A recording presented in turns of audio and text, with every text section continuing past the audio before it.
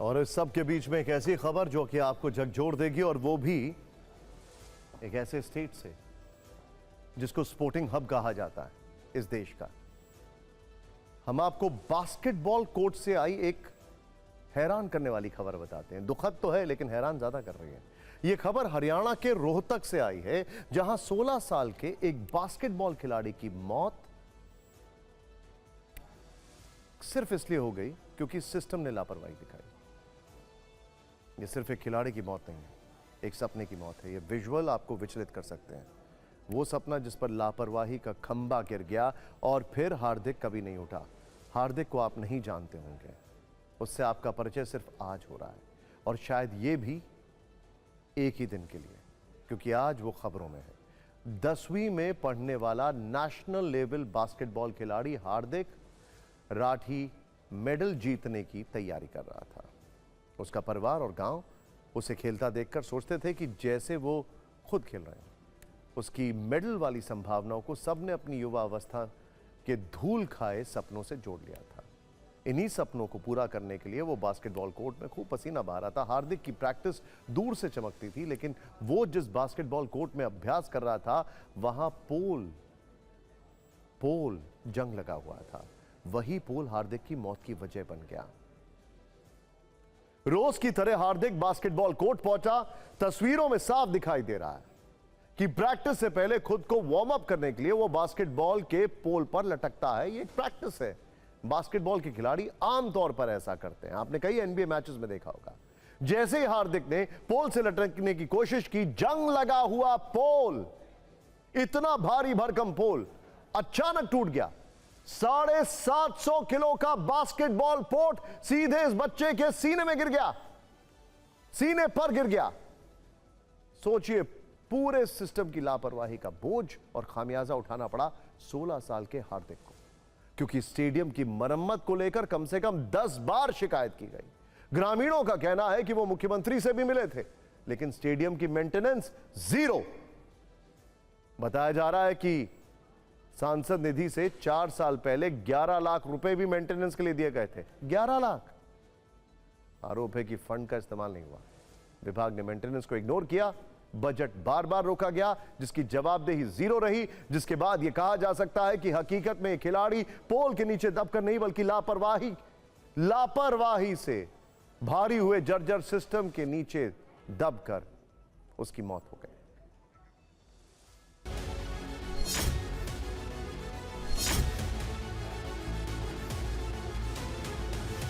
मुझे India player बनाना था, India के लिए, इंडिया का नाम रोशन करे।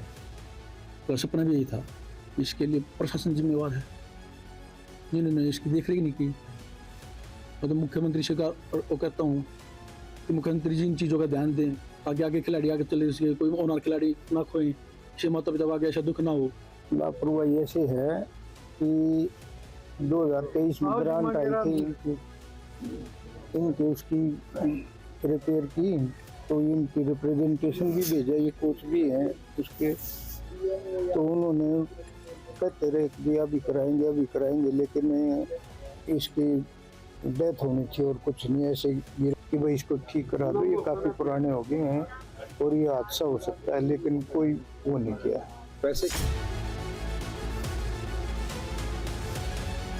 कल भी सुबह प्रैक्टिस पे आए हुए थे बच्चे, सब प्रैक्टिस कर रहे थे अपना। तो ये ग्राउंड की हालत थोड़ी ही जैसी भी है, ये हादसा हो गया, जिसके कारण हमारे अच्छे खिलाड़ी की कल दुखद घटना के कारण मौत हो गई। ग्राउंड ही काफ़ी पुराने हो चुके हैं, इनकी जर्जर हालत के कारण ये हादसा शायद हो चुका है। हम तो यही सोच सकते हैं सर। ये बच्चे बास्केटबॉल, पता चला बास्केटबॉल के ग्राउंड में थे और उसे पोल की हालत ख़राब थी। बच्चे पोल पे चढ़े हुए थे, जो मुझे पता चला, जो वहाँ के लोगों ने, वहाँ प्लेयरों ने बताया मेरे को। वैसे ये जो पोल लगे हुए हैं काफ़ी पुराने समय के लगे हुए हैं, इनको रिप्लेस करने का समय तो हो ही चुका काफ़ी टाइम। हाँ, गलती तो हमारी है ही। आपके सामने एक चीज बताना मुझे बहुत जरूरी है, क्योंकि वो बीएनएस की नई धारा है। पहले धारा 304 थी, अब हो गई है बीएनएस।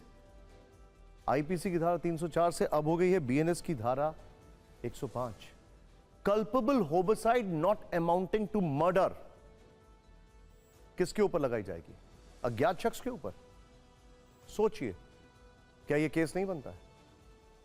इससे पहले एक ऐसी घटना हरियाणा के बहादुरगढ़ से भी सामने आई थी, जहां बास्केटबॉल की प्रैक्टिस कर रहे खिलाड़ी अमन पर पोल गिर गया, जिससे उसकी भी मौत हो गई। अमन भी 10वीं कक्षा का छात्र था और कई टूर्नामेंट में पदक जीत कर लाया था। वैसे बास्केटबॉल कोर्ट के पोल के लिए दुनिया भर में स्टैंडर्ड है। इसके लिए 7 गेज का मोटा स्टील इस्तेमाल किया जाता है।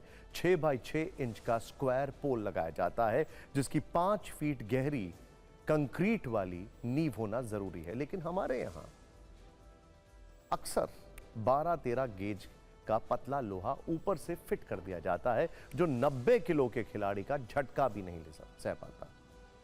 और अगर जंग लगी हो, मेंटेनेंस ना हो, तो यह पोल खेल खेल में जान ले लेता है, जैसा हार्दिक के मामले में हुआ।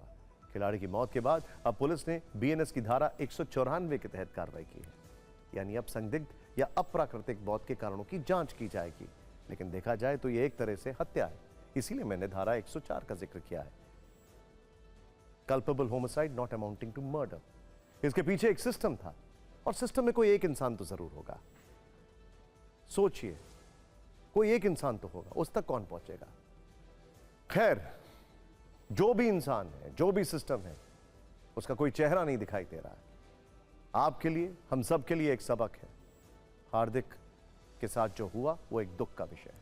यह दुख तब और बढ़ जाता है जब ऐसे हर हादसे के बाद एक्शन की बात होती है, लेकिन हकीकत यह है कि सिस्टम किसी नए हादसे का इंतजार कर रहा होता है।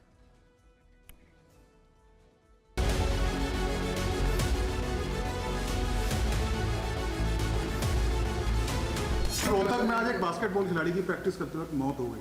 देखिए, मेरी अभी ये विषय जानकारी में नहीं, आपने बताया है, एक बार उसकी पूरी जानकारी लेकर के। से ज़्यादा दुखद घटना नहीं हो सकती जब हमारे देश की बास्केटबॉल टीम में चयनित हमारा एक नौजवान, उसको अपनी जान गंवानी पड़ी हो। क्योंकि 11 साल से बीजेपी की हरियाणा सरकार ने सारे खेल स्टेडियम के अपना बजट बंद करने का कार्य किया। जो सारे स्टेडियम हमारे कांग्रेस की सरकार के टाइम बने थे, खुद कुछ आपने बजट दिया नहीं 11 साल से सरकार के बाद। और जब ये मेरे पास बात आई तो 3 साल पहले मैंने एमपी कोटा भी इसमें जारी किया, लेकिन 3 साल से फाइलों में घुमा दिया। हम उसकी इंक्वायरी भी कराएंगे और उस परिवार के प्रति और बच्चे के प्रति मैं संवेदना प्रकट करता हूँ। स्पोर्ट्स डिपार्टमेंट को चिट्ठी लिखेंगे कि पूरे प्रदेश में सभी स्टेडियम में इस प्रकार के जो इक्विपमेंट्स हैं जो स्पोर्ट्स से जुड़े हैं, उन सब का निरीक्षण किया जाए। जो पैसा जाता है, चाहे वो सड़क की बात हो, चाहे खेल की बात हो, कोई पैसा लग नहीं रहा है। आप एक बार ईमानदारी से पूरे प्रदेश में डी प्लान के पैसों की जांच करा दो, सड़कों की जांच करा दो, और खेल का जो पंचायत डिपार्टमेंट के पास है आप उनकी जांच करा दो। सच का सच और दूध का दूध और पानी का पानी आपके सामने आ जाएगा। बेहद दुर्भाग्यपूर्ण घटना है। हमारे होनहार खिलाड़ियों का इस तरीके से आकस्मिक जाना, बाकी चीज़ें तो जांच का विषय है। इससे शर्मनाक और दुर्भाग्यपूर्ण घटना नहीं हो सकती कि खिलाड़ियों की स्थिति यह है कि स्वीकृत जो पैसा था उसको सिर्फ अफसरों की लापरवाही की वजह से वो नहीं लगा, और उसकी हालत ये होगी